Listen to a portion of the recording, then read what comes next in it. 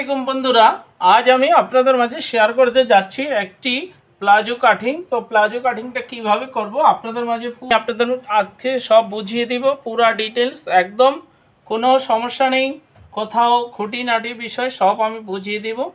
তো এটা আমাকে দিয়েছে মাপ কাস্টমার, তো কাস্টমার যে মাপ দিয়েছে সেই মাপ অনুযায়ী আমাকে করতে হবে কাটিংটা। তো আপনাদের মাঝে আজকে আমি এই শেয়ারটা করতেছি। তো আপনাদেরকে আমি কাপড়টা দেখিয়ে দিচ্ছি। তো এখানে কাপড়টা দেখতে পারতেছেন, এখানে যেই এমব্রয়ডারিটা আছে এটা বসবে পায়ের নিচে, এই এমব্রয়ডারিটা পায়ের নিচে হবে। তো এখন কিভাবে কাটিংটা করি আপনারা দেখতে থাকেন। আর অবশ্যই বন্ধুরা একটু সাবস্ক্রাইব, একটা লাইক, একটা শেয়ার দিবেন। লাইক শেয়ার দিলে ভিডিও করার আগ্রহ বেড়ে যায়। তো যাও আজ বন্ধুরা, এখন আমি সরাসরি চলে যাচ্ছি কাটিং ও মাপে, কিভাবে কাটিংটা করতে হবে আজ পুরোটাই আপনাদের মাঝে শেয়ার করব। তো বন্ধুরা এই যে দেখতেই পারতেছেন, এখন এই কাপড়টা আমি 4 ভাঁজে করে নিয়েছি যে প্লাজোটা তৈরি করব। আর এটা হচ্ছে পুরানো একটা প্লাজো, এটা হচ্ছে স্যাম্পল, এটার মাপ অনুযায়ী আমি কাটিংটা করব। তো প্রথমে আমি কোমরের মাপটা দেখে নিচ্ছি কতটুক। কোমর হচ্ছে 48, 24 দুগুণে 48। এরপরে আমি লম্বার মাপটা নিয়ে নিচ্ছি। তো আপনারা এইভাবে লম্বার মাপগুলো প্রথমে নিয়ে নেবেন, লম্বা এবং পাশ কাপড়ের মাপগুলো ঠিকভাবে নিয়ে নেবেন। লম্বা হচ্ছে 37। এখন হাইয়ের মাপটা নিতে হবে। এই হাই দেখতেছেন, এখানে 14 ইঞ্চি হাই আছে, হাইয়ে পট্টি আছে, সেম যেরকম আছে সেরকম হবে। পায়ের মহরিটা দেখে নিচ্ছি কতটুক আছে। পায়ের মহরিটা আছে 20, অর্থাৎ ডাবলে 10 ইঞ্চি, যে দেখতে পাচ্ছেন। এখন সেটা আমার হবে না, এখানে আমার এমব্রয়ডারিটা যতটুকু আছে, এখানে আমার এমব্রয়ডারিটা যতটুকু আছে অতটুকু আমার মাপটা হবে। তো এটার সাথে সব কিছু ঠিক থাকবে, শুধু পায়ের মহড়াটা একটু কমবে, ঘেরটা। তো এটার মাপটা আমি নিয়ে নিয়েছি। এখন আমি আপনাদেরকে কাটিংটা দেখাবো। লেন্থের মাপ নিয়ে নিব, লম্বা যেটাকে বলে লেন্থ, কেউ বলে কেউ লম্বা বলে। তো যাও, এই বাড়তি কাপড়টা আমি এভাবে ভেঙে দিব। কাপড় কাটিং করার সময় অবশ্যই ছোট বড় শর্ট আঁকা বাঁকা দেখে নিতে হবে, না হলে কিন্তু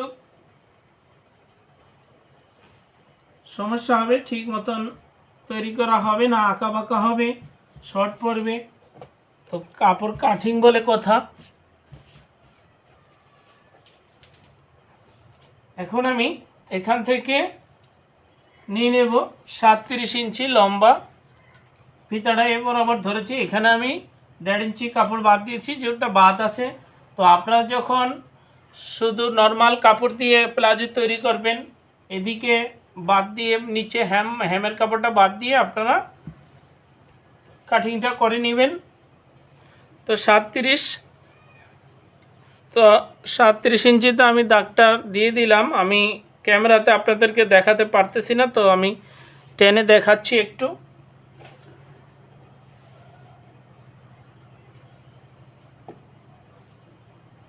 এই যে এখান থেকে ধরে এই যে 37 ইঞ্চি, এখানে 37 ইঞ্চি, আর 2 ইঞ্চি কাপড় আমি উপরে বাড়তি রেখেছি, সেটা হচ্ছে এলাস্টিকের জন্য।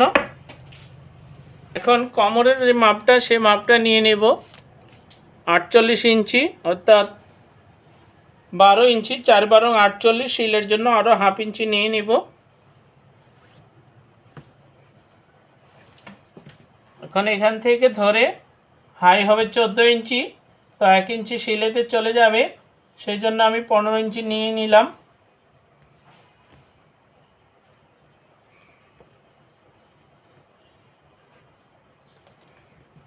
এখানে কিন্তু কলি দিয়ে দিব, একটা হাইতে কলি বসবে,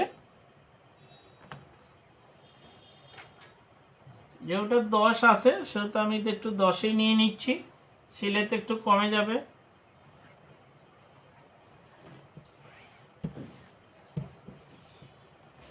এই হচ্ছে কাটিং বন্ধুরা। তো নিয়মিত আমার এই ভিডিওগুলো দেখবেন, লাইক দিবেন, শেয়ার দিবেন।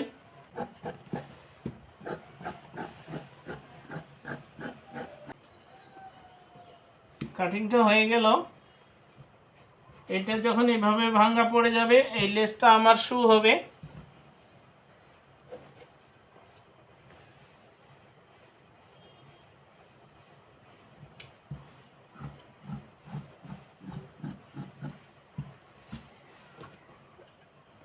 এটা কাটিংটা করে নিয়ে নিলাম। এখন যে হাইতে পট্টিটা দিব সেই পট্টিটা একটু কাটিং করে নিব।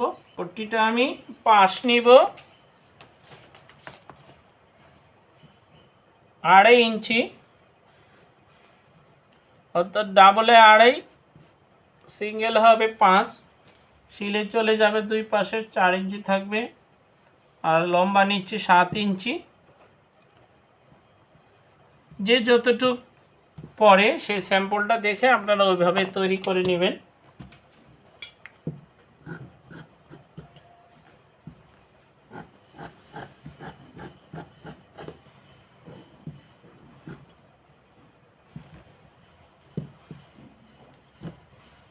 আমি দেখিয়ে দিচ্ছি কোথায় জয়েন হবে।